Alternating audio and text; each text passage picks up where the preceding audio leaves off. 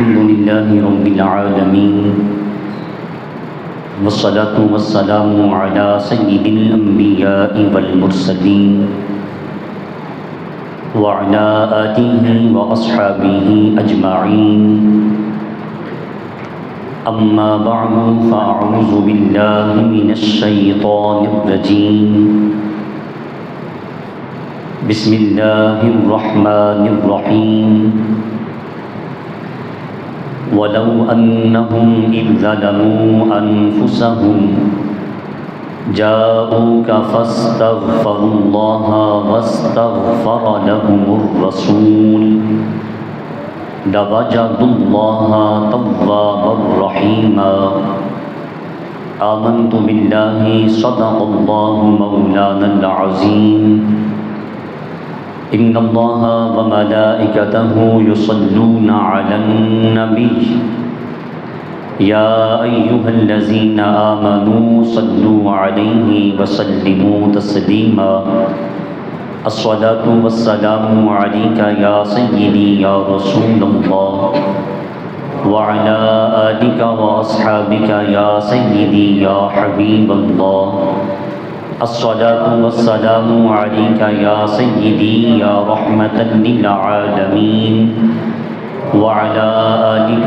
وأصحابك يا سيدي يا شفيع المذنبين. عزت و وقار کی مسند پہ براجمان خوش نصیب خوش بخت پیارے نبی کے پیارے امتیوں، حجاج اکرام فریضہ حج ادا کرنے کے بعد جو دربار مصطفیٰ میں حاضری کا شرف حاصل کرنے کے لیے حاضر ہو رہے ہیں، اسی ہی مناسبت سے مجھے جو عنوان دیا گیا وہ ہے دربار مصطفیٰ پر حاضری. اللہ رب العالمین مجھے حقائق بیان کرنے کے بعد ہم سب کو عمل کرنے کی توفیق عطا فرمائے. یہ آخری موضوع ہے جو مجھے ملے، اس کے بعد پھر انشاءاللہ رہی زندگی تو ہم واپس سورۃ البقرہ کی تفسیر اور ترجمے کی طرف آئیں گے. اللہ رب العالمین ہم سب کو صحیح بات سمجھنے کے بعد عمل کی توفیق عطا فرمائے. میں پہلے یہ عرض کرنا چاہوں گا کہ اس شہر میں حاضری دینے کا طریقہ کیا ہے. اس سے قبل یہ سمجھنا بھی ضروری ہے کہ یہ شہر کیسے آباد ہوا، اس کا پس منظر کیا ہے. رسول کریم صلی اللہ علیہ وسلم نے مکہ پاک میں زندگی کے لیل و نہار گزارے. مکہ پاک میں آپ مبعوث ہوئے، آپ کی ولادت مبارک ہوئی. اعلان نبوت کے بعد بھی آپ نے 13 سال مکہ پاک میں گزارے. وہ 13 سالہ زندگی اعلان نبوت کے بعد والی مشقتوں، مسائل اور تکالیف والی زندگی ہے. آپ صلی اللہ علیہ وسلم اللہ کی توحید کا پرچم بلند کرتے. وہ لوگ آگے سے قبول کرنے کی بجائے سوائے چند ایک لوگوں کے طرح طرح کی باتیں چہم گوئیاں کرتے، راہوں میں کانٹے ڈال دیتے. آپ صلی اللہ علیہ وسلم کی طرف پتھر اچھالتے. آپ اللہ کے گھر میں جلوہ گر ہونے کے لیے حاضر ہوتے، وہاں پہ آپ کے لیے راستے بند کر دیے جاتے. پھر شعب ابی طالب میں آپ کو محصور کر دیا جاتا ہے. یہ ساری تکالیفیں آپ صلی اللہ علیہ وسلم اور آپ کے غلاموں نے برداشت کی. ایک دن ایسا آیا کہ مکے والوں کے جو بڑے بڑے سرداران تھے، سرداران قریش، انہوں نے ایک جگہ پہ مشاورت کی، میٹنگ کی، آپس میں مشورہ کیا کہ ابھی یہ چند ایک لوگ دائرہ اسلام میں داخل ہوئے ہیں تو انہوں نے ہمارے سر میں درد بپا کر دیا ہے.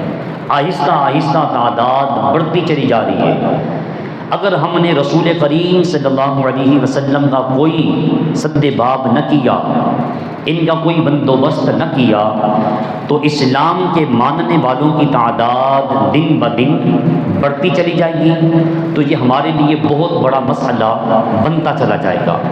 کیوں نہ ہم داعی اسلام رسول کریم صلی اللہ علیہ وسلم کا بندوبست کریں، انتظام کریں، ان کو صفحہ ہستی سے کیوں نہ ہم مٹا ڈالیں.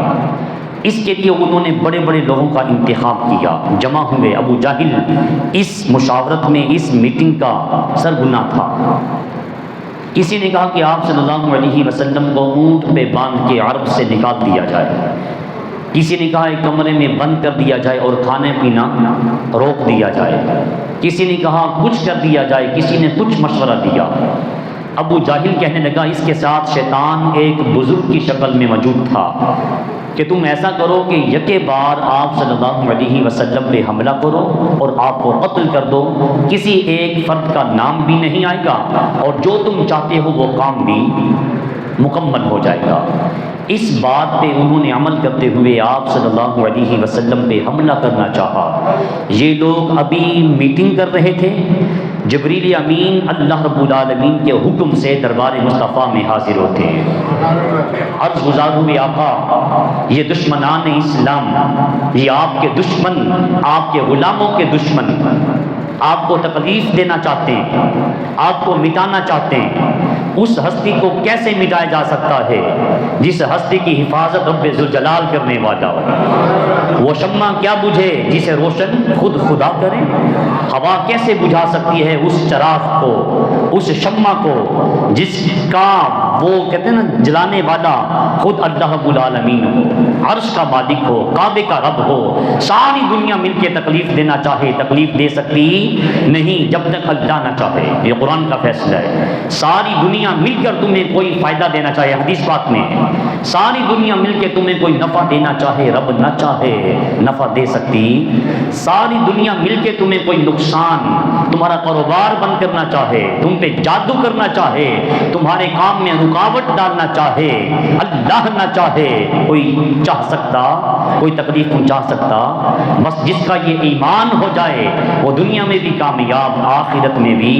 وَمَن يَتَوَكَّلْ عَلَى اللَّهِ فَهُوَ حَسْبُهُ، جس کا یقین اللہ کی ذات پہ ہو جاتا ہے اللہ اس کے لیے کافی ہو جاتا ہے۔ جبریل امین عرض گزار ہوئے، آقا یہ لوگ آپ کو قتل کرنا چاہتے ہیں، اللہ تعالیٰ کا حکم ہے کہ آپ اس شہر سے مدینہ کی طرف ہجرت کر جائیے۔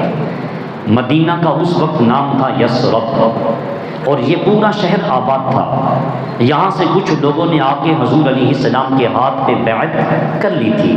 اسلام کی چنگاری، اسلام کی وہ شمع، ایک دیا یثرب میں حضور علیہ السلام کے ذریعے پہنچ چکا تھا۔ غلامان مصطفیٰ وہاں چند ایک موجود تھے۔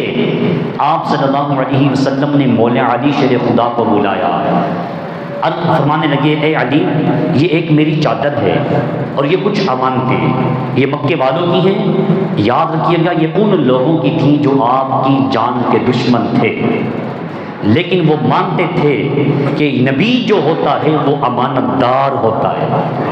حضور نے کوہ صفا پہ کھڑے ہو کے جب پہلا اعلان کیا تھا نا اللہ کے حکم سے کہ اے لوگوں خدا وحدہ لا شریک ہے، اس وقت اس اعلان سے پہلے آپ نے ان لوگوں سے پوچھا تھا جو آپ کے دشمن تھے، بول کے جواب دو میرے بارے میں تم کیا رائے رکھتے ہو، تمہارا کیا عقیدہ ہے، میں کون ہوں اور تم نے مجھے کیسا پایا؟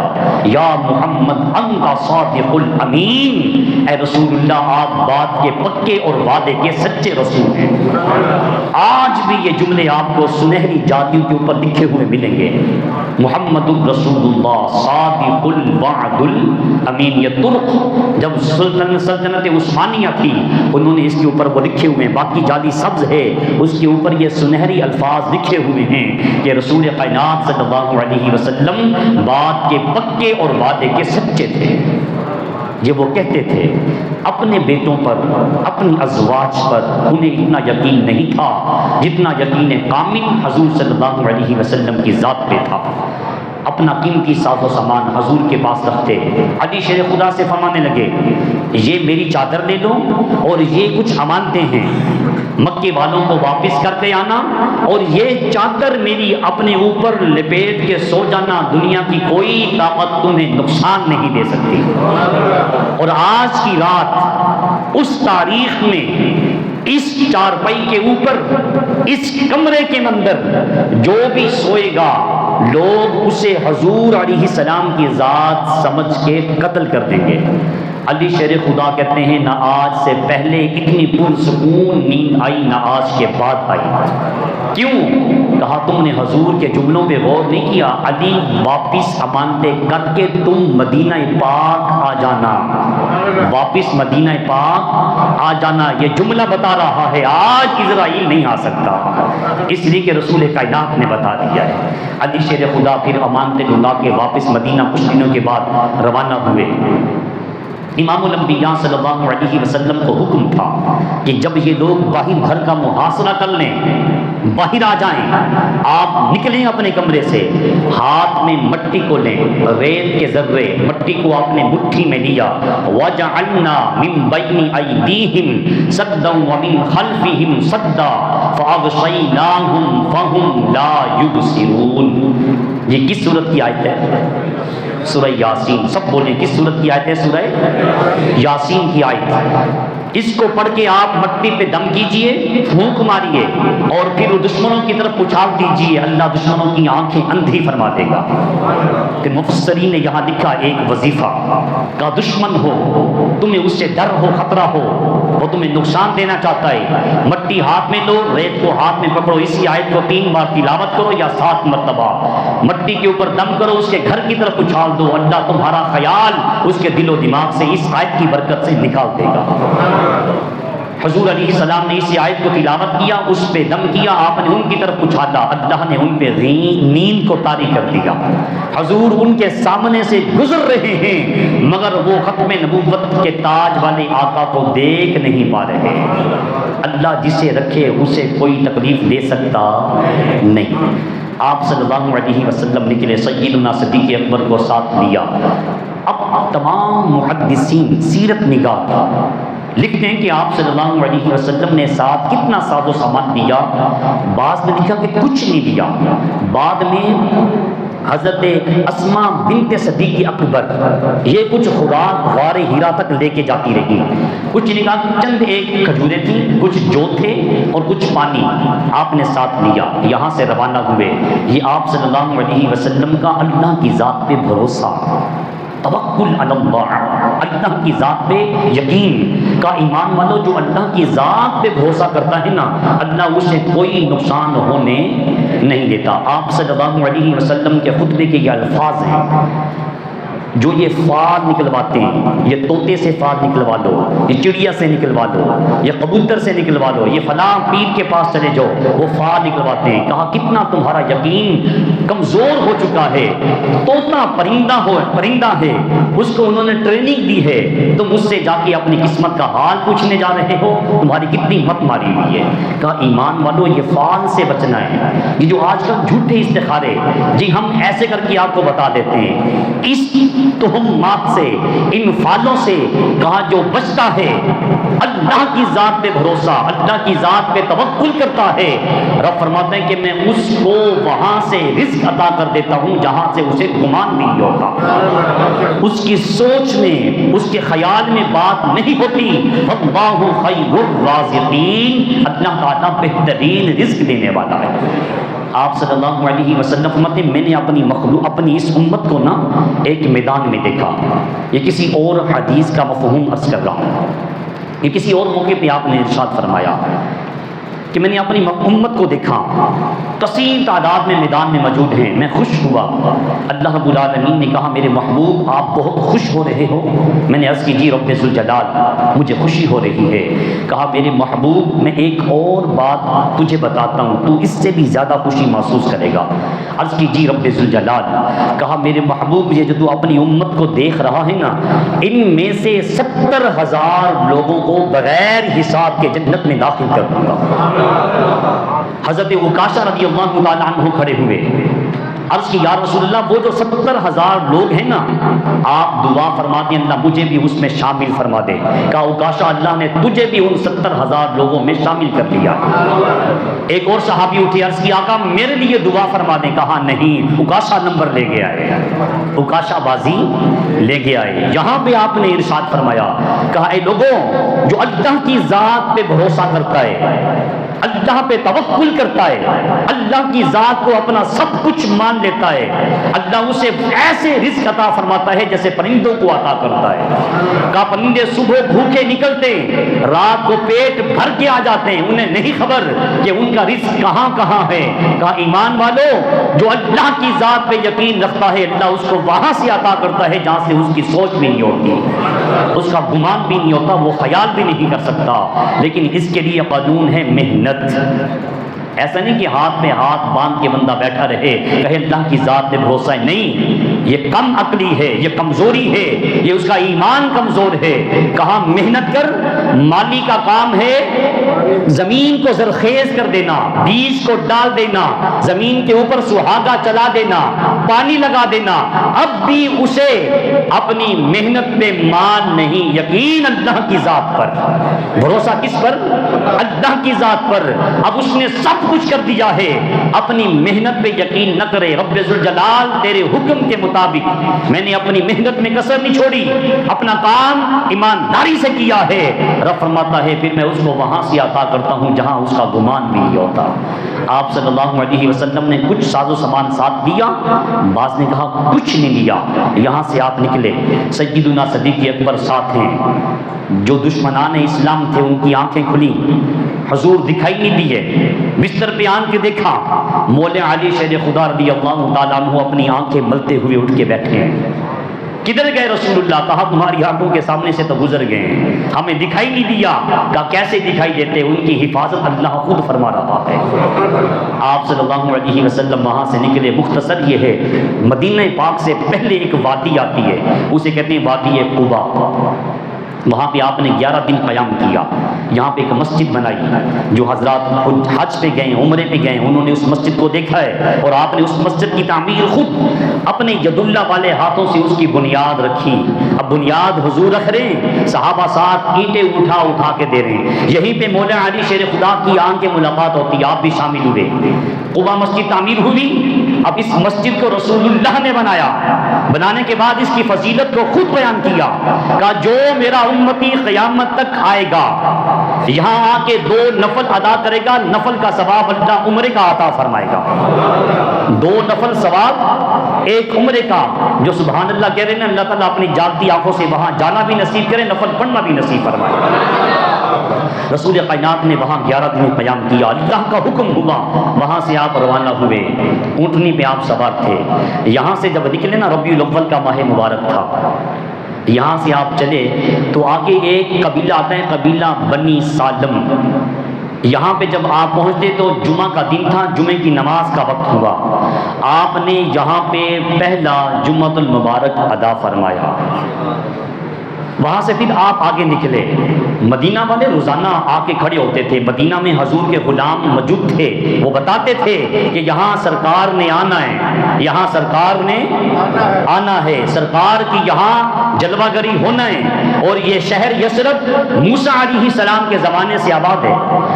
25ویں اور 26 پارے میں اللہ رب العالمین نے ایک قوم کا تذکرہ کیا ہے، قوم تبع۔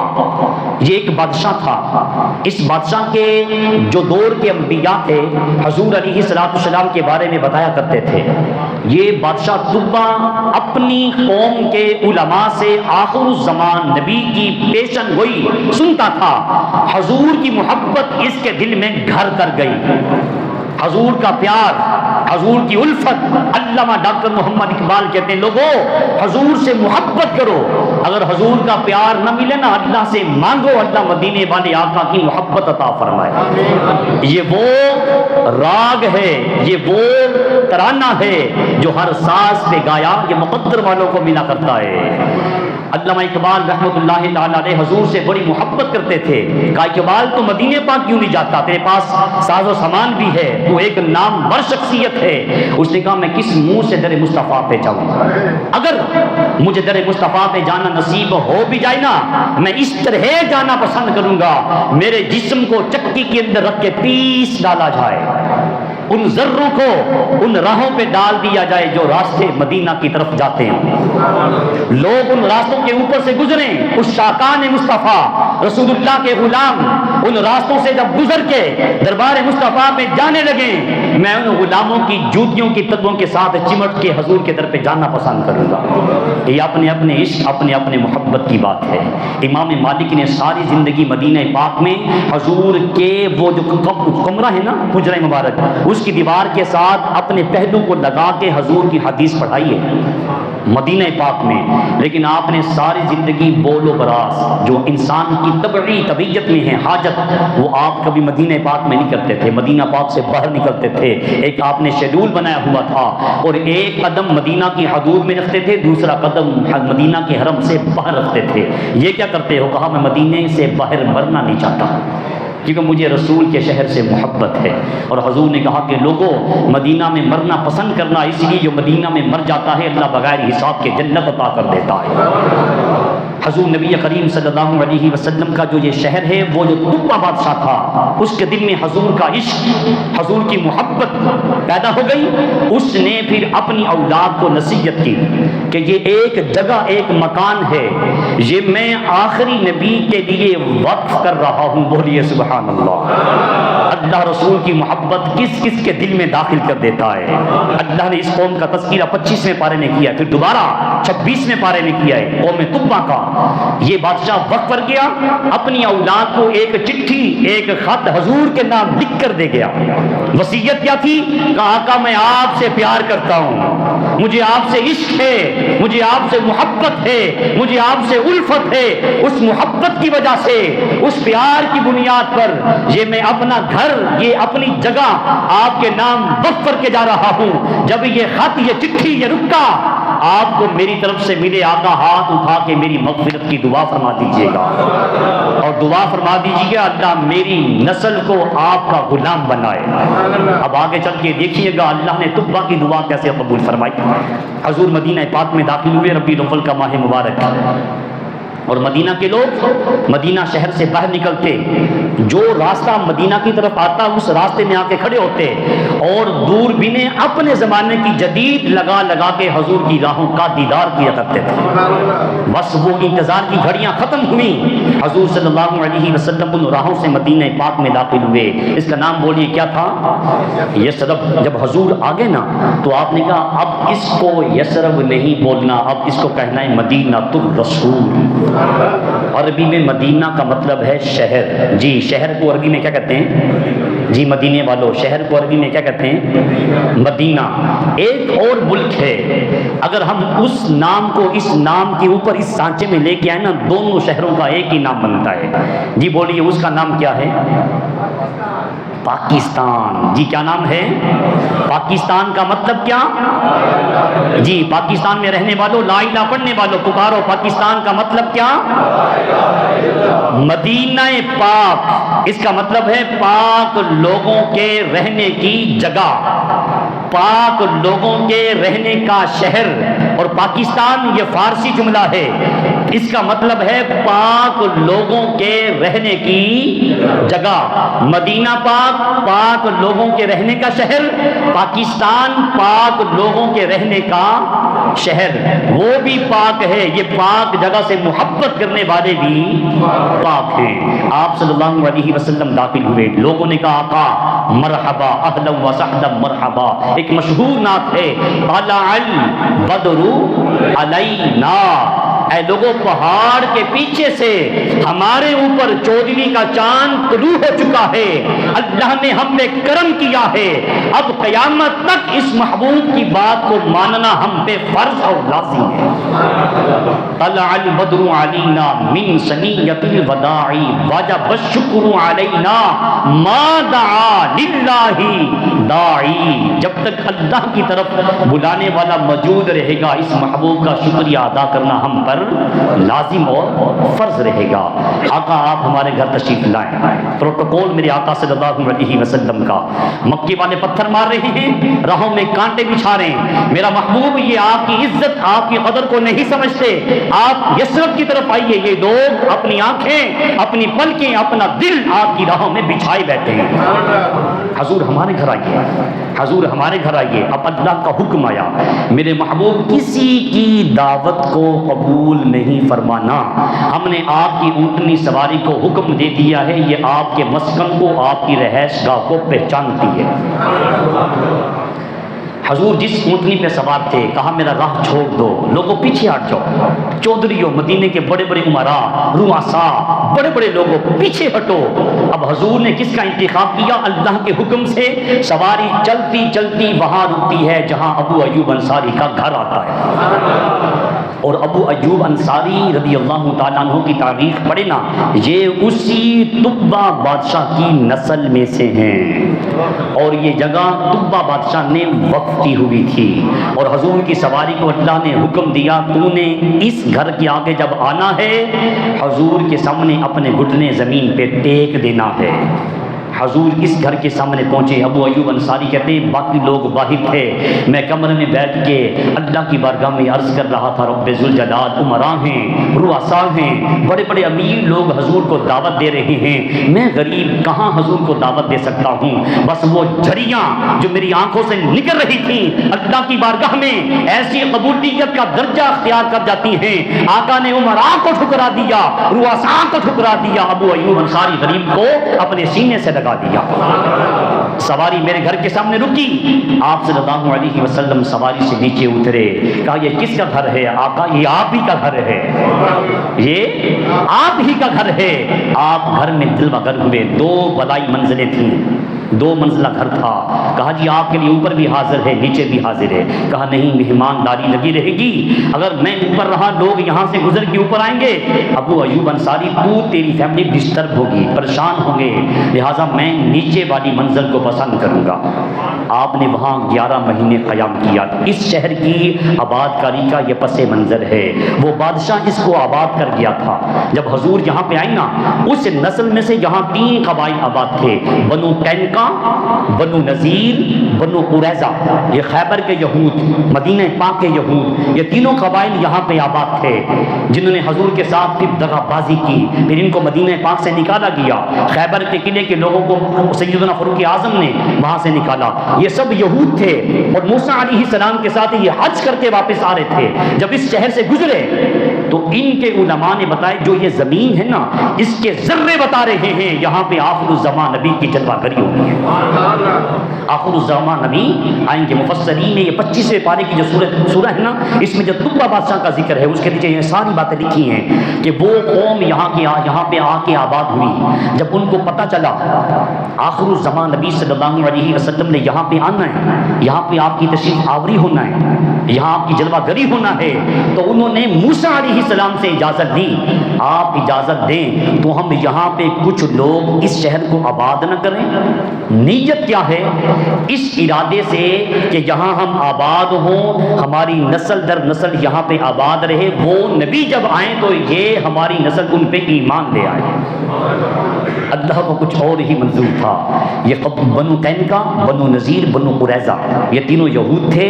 یہ حضور علیہ السلام کے سب سے زیادہ دشمن بنے سوائے چند ایک لوگوں کے.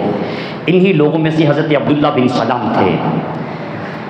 وہ کہتے ہیں کہ بنو قینقاع میں آپ صلی اللہ علیہ وسلم خطاب کر رہے تھے تو میرے دل نے چاہا, یہ عالم تھے یہود کے, تورات, انجیل, زبور ان کے پاس علم تھا, اور یہ لوگ صحیح عالم تھے. یہ چورن بیچنے والے, پھٹیاں بیچنے والے, پیسہ کمانے والے نہیں تھے جو آج کے معاشرے میں آپ کو دکھائی دیتے. یہ صحیح عالم تھے. وہ کہتے ہیں کہ میں نے سوچا کہ آخر الزمان نبی کے بارے میں ہم پڑھتے بھی آ رہے ہیں, سنتے بھی آ رہے ہیں, میں جا کے دیکھوں تو صحیح آج ان کا خطاب ہے, حضور کیا بات فرماتے ہیں. عبداللہ بن سلام وہ کہتے ہیں کہ جب میں وہاں پہ آیا تو حضور علیہ السلام خطاب کر رہے تھے. آپ کے خطاب کا جو خلاصہ تھا وہ پوری ایک لائن میں ہے. وہ ایک لائن میں 4 باتیں. عبداللہ بن سلام کہتے ہیں وہ باتیں مجھے ایمان لانے پہ مجبور کر گئی. جاہل بندہ نہیں ہے, پڑھا لکھا ہے, تورات کا جاننے والا, انجیل کا, زبور کا عالم. وہ کہتے کہ میں مار کھانے والا نہیں تھا, میں نے ان باتوں کو صحیح دیکھا, پھر اپنی کسوٹی میں ان کو میں نے سانچا, دیکھا.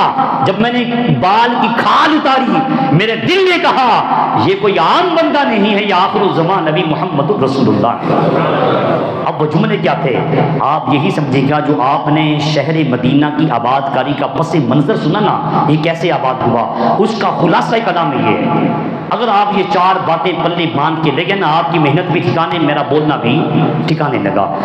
عبداللہ بن سلام کہتے ہیں، اے لوگو، آپ صلی اللہ علیہ وسلم نے جو خطبہ دیا اس میں آپ نے کہا، اے لوگو، جسے جانتے ہو جسے نہیں جانتے اسے سلام کرنا ہے، جسے جانتے ہو جسے نہیں جانتے اسے سلام کرنا ہے۔ یہ پوری معیشت، معاشرہ، زندگی گزارنے کا طریقہ، سلیقہ، خاندان کیسے جڑتے ہیں آپ بتا رہے ہیں۔ اے لوگوں، جسے نہیں جانتے اور جسے جانتے ہو اس کو سلام کرنے میں پہل کرنا، جسے جانتے ہو جسے نہیں جانتے اسے کھانا کھلانا دوسری بات، جسے جانتے ہو جسے نہیں جانتے اسے کھانا کھلانا۔